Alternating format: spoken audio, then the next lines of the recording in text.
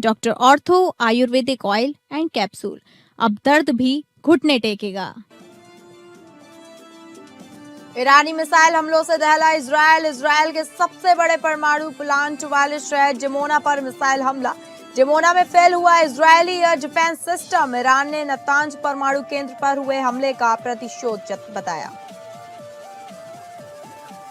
22 देशों की ईरान से हॉर्मुज पर एक साथ वार्निंग देकर अपील। संयुक्त बयान जारी कर ईरान से हमले रोकने और हॉर्मुज को बहाल करने की अपील की। 22 देशों कमर्शियल जहाजों पर हमलों को अंतर्राष्ट्रीय सुरक्षा के लिए गंभीर खतरा बताया। हमलों से ग्लोबल सप्लाई चेन बाधित।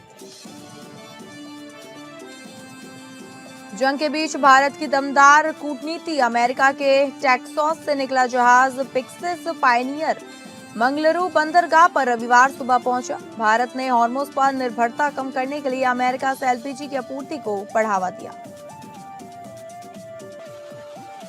गाजियाबाद से जासूस गिरफ्तार। पाकिस्तान के लिए जासूसी करने वाले 9 लोग पकड़े गए। गिरफ्तार जासूसों में 5 नाबालिग भी शामिल। जासूसों के कब्जे से पुलिस ने महत्वपूर्ण रेलवे स्टेशन पर लगाए गए 2 सीसीटीवी कैमरा बरामद किए।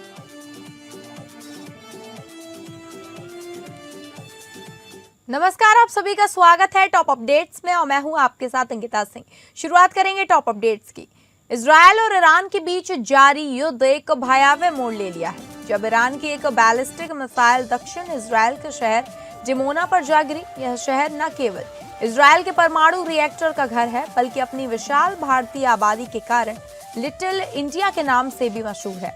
इस हमले में कम से कम 100 लोग घायल हुए हैं। इजरायली रक्षा बल ने स्वीकार किया है कि उनका एयर डिफेंस सिस्टम इस मिसाइल को इंटरसेप्ट करने में नाकाम रहा। मिसाइल एक सामुदायिक भवन पर गिरी जिससे आसपास के पुराने घर ढह गए। ईरान ने इस हमले को अपने नतांज परमाणु केंद्र पर हुए हमले का प्रतिशोध बताया है। हालांकि अंतर्राष्ट्रीय परमाणु ऊर्जा एजेंसी ने स्पष्ट किया है कि डिमोना स्थित परमाणु अनुसंधान केंद्र सुरक्षित है और वहां किसी नुकसान के संकेत नहीं मिले हैं। मिडिल ईस्ट में युद्ध और दुनिया में क्रूड गैस सप्लाई के लिए सबसे महत्वपूर्ण समुद्री रूट हॉर्मुज स्ट्रेट में हमलों से रुकावट से तेल संकट गहराता हुआ नजर आ रहा है। इस बीच अमेरिकी राष्ट्रपति डोनाल्ड ट्रंप ने हॉर्मुज स्ट्रेट को 48 घंटे के अंदर खोलने की चेतावनी दी है, अन्यथा ऊर्जा प्लांट को तबाह करने की धमकी भी दी है। वहीं यहाँ पर जापान से जर्मनी तक और ब्रिटेन से यूएई तक 22 देशों ने ईरान से हमले रोकने और हॉर्मुज को बहाल करने की अपील की। ईरान से हॉर्मुज स्ट्रेट को खोलने की अपील करने वाले देशों में संयुक्त अरब अमीरात, Bahrain, Britain, Germany, France, Japan, दक्षिण कोरिया और ऑस्ट्रेलिया के साथ अन्य देश शामिल हैं। सभी देशों ने ईरानी सेना द्वारा हॉर्मुज प्रभावी रूप से बंद किए जाने पर चिंता जताई और संयुक्त बयान जारी कर बड़ी चेतावनी भी दी है। बयान में कमर्शियल जहाजों पर हमलों और रूट बंद किए जाने को अंतर्राष्ट्रीय शांति और सुरक्षा के लिए गंभीर खतरा बताया है। मिडिल ईस्ट में जंग की वजह से हालात खराब हैं। ईरान और इजरायल अमेरिका के बीच जंग छिड़ी है और इस जंग का सबसे बड़ा असर पड़ा है हॉर्मुज की खाड़ी पर। वो पतला समुद्री रास्ता जिससे दुनिया का 20% तेल और गैस गुजरता है। भारत ने हॉर्मुज की खाड़ी पर निर्भरता कम करने के लिए अमेरिका से एलपीजी की आपूर्ति को बढ़ावा दिया है। इसका परिणाम ये हुआ कि अमेरिका के टेक्सास से निकला जहाज पिक्सिस पायनियर मंगलुरु बंदरगाह पर रविवार सुबह पहुंच गया। इंडियन ऑयल और भारत पेट्रोलियम के लिए 29 मार्च को अमेरिका से एक और जहाज 30,000 टन गैस लेकर आएगा। यह एचपीसीएल के लिए है।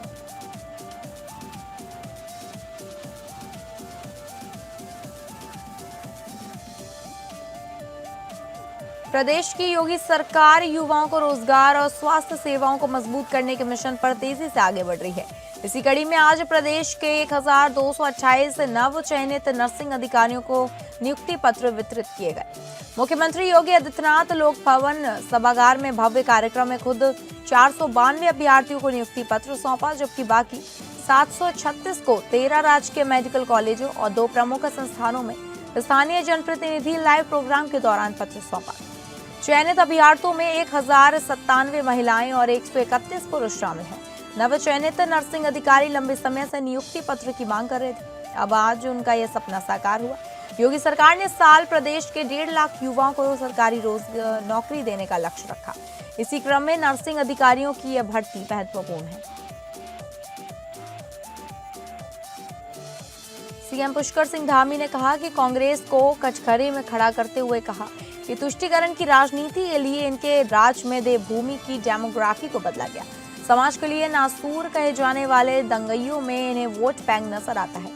यही वजह है कि लैंड जिहाद करने वाले लोग इन्हें पसंद आते हैं। बनभूलपुरा का उदाहरण सबके सामने है, मगर भाजपा शासन में दंगाई मानसिकता के लोगों के विरुद्ध ऐसी कड़ी कार्रवाई की जा रही है और आज कोई भी व्यक्ति सरकारी जमीनों पर कब्जा करने से पहले 100 बार सोचता है।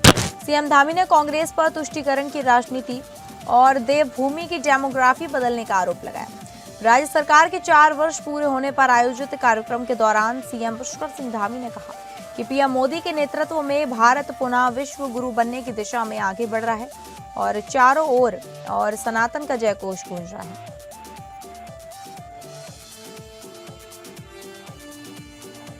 गाजियाबाद में पाकिस्तान के लिए जासूसी करने वाले 9 लोग पकड़े गए हैं, जिसमें 5 नाबालिग शामिल हैं।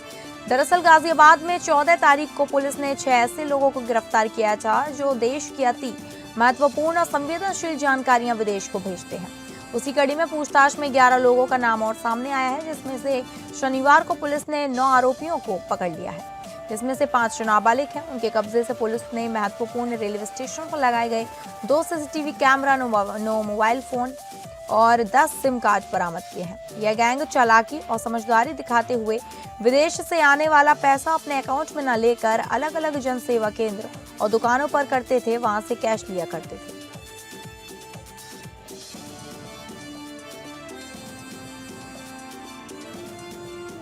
गाजियाबाद नगर निगम में एक पत्र ने पूरे निगम में हड़कंप मचा दिया है। अपर नगर आयुक्त जंग बहादुर यादव ने अपनी जान को खतरा बताते हुए कई बड़े अधिकारियों को पत्र लिखा है, जिसके बाद प्रशासनिक और राजनीतिक हलकों में हलचल तेज हो गई। गाजियाबाद नगर निगम में उस समय सनसनी फैल गई जब अपर नगर आयुक्त जंग बहादुर यादव का एक पत्र सामने आया।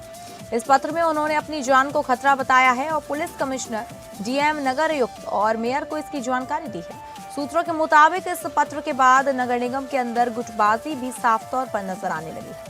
अधिकारी और पार्षद अलग अलग खेमों में बंटते दिख रहे हैं, जिसमें माहौल और ज्यादा तनावपूर्ण हो गया है। फिलहाल इस पूरे मामले को लेकर प्रशासन सतर्क हो गया है और सुरक्षा के मद्देनजर जरूरी कदम उठाए जा सकते हैं।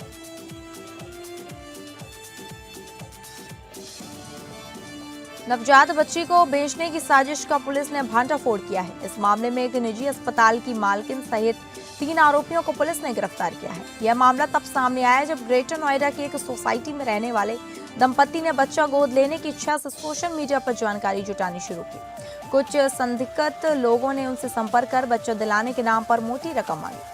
सूचना मिलने पर एंटी ह्यूमन ट्रैफिकिंग यूनिट, बाल कल्याण समिति और बिसरख कोतवाली पुलिस सक्रिय हो गई। सादे कपड़ों में तैनात पुलिस टीमों ने उसे रंगे हाथ पकड़ लिया।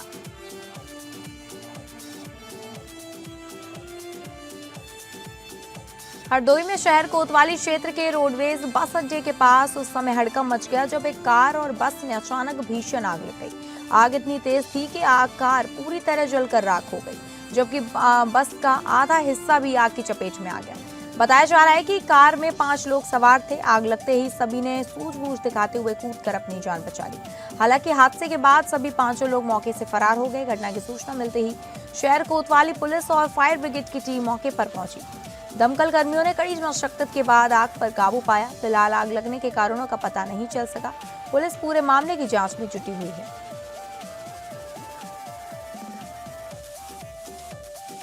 उत्तर प्रदेश के हरदोई जनपद से एक खबर सामने आ रही है, जहां ट्रांसफार्मर से तेल चोरी करने वाले एक शातिर अभियुक्त को पुलिस ने मुठभेड़ के बाद गिरफ्तार कर लिया है। इस मुठभेड़ में अभियुक्त के पैर में गोली लगी, जिसके बाद उसे घायल अवस्था में पकड़ लिया गया है। बताया जा रहा है कि गिरफ्तार अभियुक्त पर पहले से ही करीब 45 मुकदमे दर्ज हैं, जिससे उसकी आपराधिक पृष्ठभूमि का अंदाजा लगाया जा सकता है। पुलिस के अनुसार यह अभियुक्त जनपद के विभिन्न थाना क्षेत्रों में ट्रांसफार्मर से तेल चोरी करते घटनाओं में शामिल हो चुके हैं। यह कार्रवाई थाना पाली और पचदेवरा की संयुक्त पुलिस टीम के द्वारा की गई। पुलिस ने अभियुक्त के कब्जे से 20,000 रुपए नकद, एक कार, एक मोबाइल फोन, करीब 40 लीटर ट्रांसफार्मर तेल और एक अवैध हथियार बरामद किया है। कानपुर नगर के तहसील नरवल क्षेत्र के ग्राम भूखनाही में करीब 20 सालों से लंबित नाली विवाद का समाधान प्रशासन की पहल हो गया है। यह मामला हाल ही में जनता दर्शन में जिलाधिकारी के सामने रखा गया था, जिसके बाद उन्होंने इसे गंभीरता से लेते हुए तत्काल कार्यवाही के निर्देश दिए। ग्राम पंचायत द्वारा प्रस्तावित नाली निर्माण कार्य लंबे समय से कुछ ग्रामीणों के विरोध के कारण रुका हुआ था। इससे जल निकासी बाधित हो रही थी और गांव के लोगों को काफी परेशानी का सामना करना पड़ रहा था। शिकायत मिलने पर उप जिलाधिकारी नरवल विवेक कुमार मिश्रा ने त्वरित कार्यवाही करते हुए एसीपी चकेरी और खंड विकास अधिकारी सरसोल के साथ मौके का निरीक्षण किया। प्रशासनिक टीम ने सख्ती और समझाइश के साथ दोनों पक्षों को सहमति के लिए तैयार किया।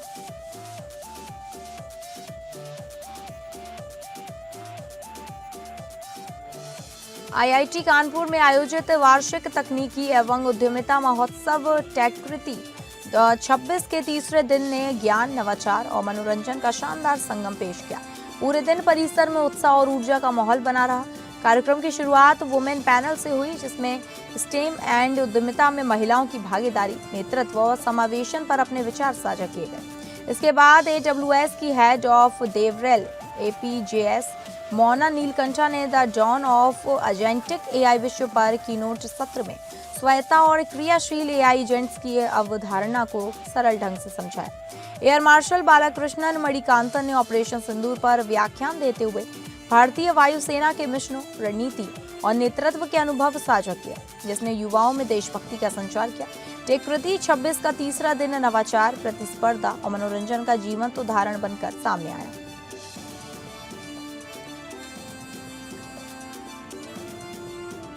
आयुष्मान हॉस्पिटल में बुजुर्ग की ऑपरेशन के दौरान मौत हो गई। ऑपरेशन के बाद मरीज की हालत बिगड़ी और उसकी मृत्यु हो गई। मौत के बाद अस्पताल का पूरा स्टाफ मौके से फरार हो गया, जो संदेह को और बढ़ाता है। बताया जा रहा है कि जिस ऑपरेशन थिएटर में पहले से ही प्रशासन ने सील कर दिया था, उसका ताला तोड़कर दोबारा इस्तेमाल किया जा रहा था। पुलिस और स्वास्थ्य विभाग द्वारा जांच की जा रही है।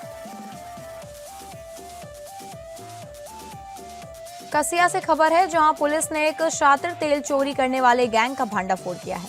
पुलिस ने इस मामले में कुल 5 आरोपियों को गिरफ्तार किया है, जिनमें से 4 आरोपी गोरखपुर के रहने वाले हैं, जबकि एक आरोपी देवरिया का रहने वाला है। जांच में खुलासा हुआ कि आरोपी दिन में बैतालपुर डिपो से टैंकर के जरिए पेट्रोल टंकियों तक तेल पहुंचाने का काम करते थे और रात होते ही चोरी की वारदात को अंजाम दिया करते थे। ये शातिर अपराधी मारुति सुजुकी अर्टिगा कार से इलाके की रेकी करते थे और सड़क किनारे खड़ी गाड़ियों से तेल चोरी कर लेते थे। इसके बाद चोरी किए गए तेल को टैंकर में भरकर बाजार में बेच दिया जाता था। पुलिस ने आरोपियों के पास से तेल चोरी में इस्तेमाल होने वाले कई औजार भी बरामद किया। फिलहाल पुलिस ने सभी आरोपियों के खिलाफ विभिन्न धाराओं में मुकदमा दर्ज कर उन्हें जेल भेज दिया है। राजधानी लखनऊ से एक दिल दहला देने वाली वारदात सामने आई है। निशांतगंज इलाके में सचिवालय से रिटायर्ड 69 वर्षीय महिला निर्मला देवी की हत्या कर दी गई। बताया जा रहा है कि महिला का शव उनके ही घर के कमरे में मिला, जहां उनके हाथ पैर रस्सी में बंधे हुए थे। घटना के वक्त महिला घर में अकेली थी। जैसे ही बहू घर पहुंची और उसने शव देखा तो तुरंत पुलिस को सूचना दी। मृतका अपने बेटे, बहू और पोती के साथ रहती थी। उनके पति को 2 साल पहले ही मौत हो चुकी थी। बेटा प्राइवेट नौकरी में काम करता है, जबकि बहू ब्यूटी पार्लर चलाती है। सूचना मिलते ही पुलिस मौके पर पहुंची और डॉग स्क्वाड व फॉरेंसिक टीम को बुलाकर साक्ष्य जुटाए गए। फिलहाल हत्या के कारणों का पता नहीं चल पाया है, लेकिन पुलिस हर एंगल से मामले की जांच में जुटी हुई है।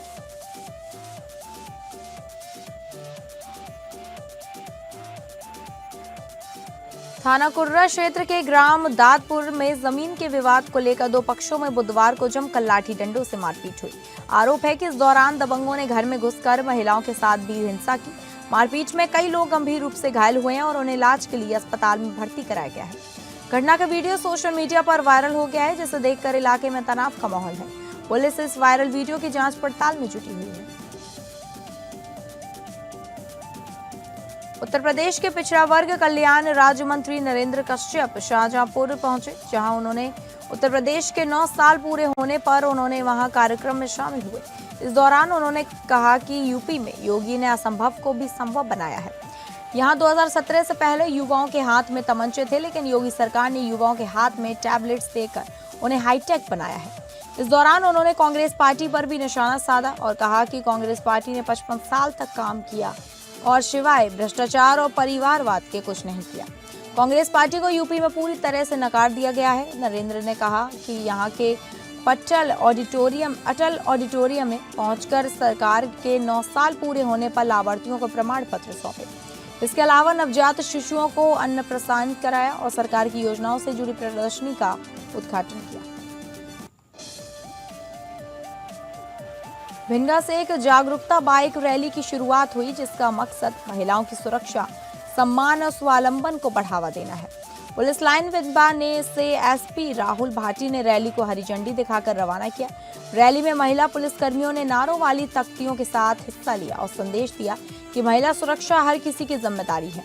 एसपी राहुल भाटी ने कहा, नारी सुरक्षा के लिए पुलिस सदैव तत्पर है और इस पर 1090 और 112 सहित कई हेल्पलाइन नंबरों की जानकारी भी साझा की गई। रैली में विशेष ध्यान साइबर सुरक्षा और महिला जागरूकता पर दिया गया।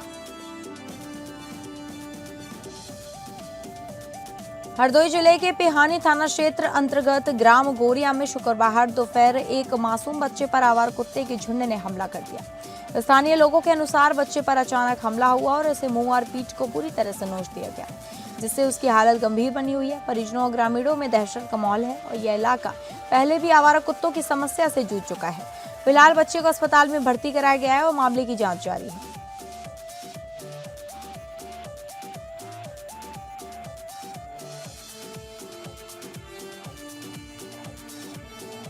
तो फिलहाल टॉप अपडेट्स में बस इतना ही। नमस्कार।